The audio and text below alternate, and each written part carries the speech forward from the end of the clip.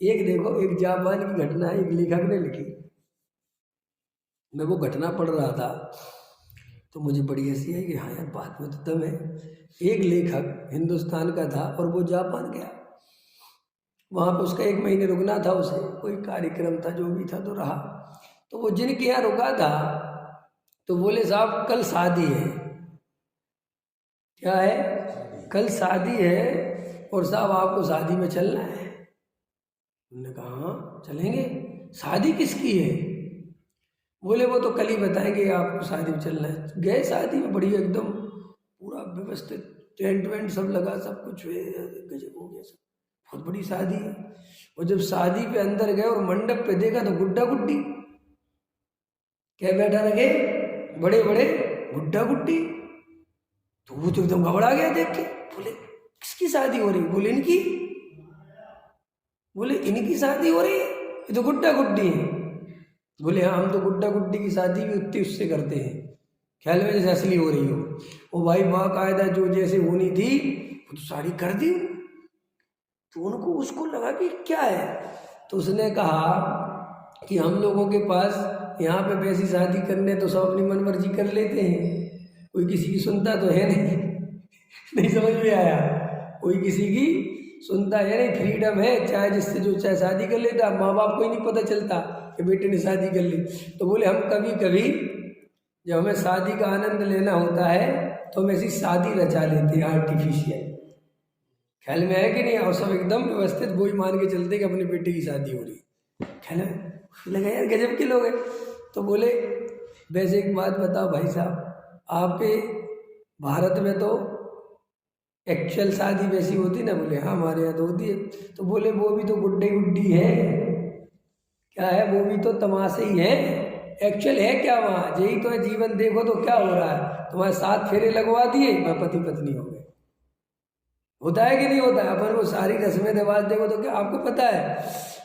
आपको गहरी बात बता देता हूँ 2 मिनट में। आपने कभी ये सोचा कि शादी 2 आदमी की होती है और तमाशा इतने लोगों का होता है? क्यों होता है?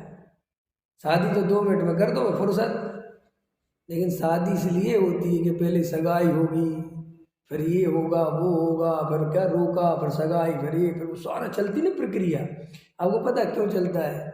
इसलिए चलता है कि लड़का लड़की को पक्का विश्वास हो जाए क्या भाई साहब शादी हो गई, हम बन गए, वो पूरी समाज के सामने हमने बंधन स्वीकार किया है, अब अपन छोड़ के नहीं भाग सकते एक दूसरे को।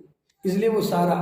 और विदेशों में क्या होता है, 1 मिनट में रास्ते चलते लड़की पसंद आ गई, अरे तू मुझे बहुत पसंद है, अरे तू मुझे, चल अपन शादी कर लेते। कोर्ट में गए, दोनों ने एक आदमी खड़ा किया, हो गई शादी। तो उनको अंदर वो संस्कार भी गहरा नहीं बैठता कि शादी हो गई। फिर 15 दिन बाद पता चला एक दूसरे से मन भर गया, चल तू अपने रास्ते के तलाक, चलो उसी कोर्ट में वापस तलाक। ख्याल में है कि अब हिंदुस्तान में तो तुमने कर ली तो कर ली, अब चाहे जैसी हो, ख्याल में आया कि नहीं आया? अब तलाक लेने की नहीं सोच सकते, क्योंकि भाई इतने सबके सामने तो महीनों कार्यक्रम चला था, एल्बम बने, सब बना, फोटो सब दुनिया भर का सब लोगों को दिखाया। अब कैसे मुंह से क्या करें, तो चुपचाप चलते रहते हैं।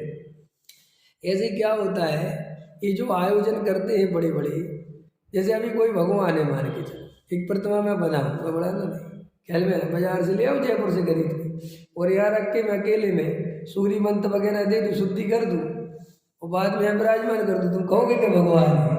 कहीं ऐसे कैसे भगवान है? हम तो नहीं मानते। और जब उसका बड़ा कार्यक्रम होता है, बड़ा आयोजन होता है, ख्याल में है ना? हाँ, कई लोग तो ऐसे करते हैं, उनको पता नहीं रहता, पंच कल्याण में प्रतिष्ठित मूर्तियां रखी रहती हैं, तो उनको पता नहीं रहता, तो उसके दर्शन करने लगेंगे।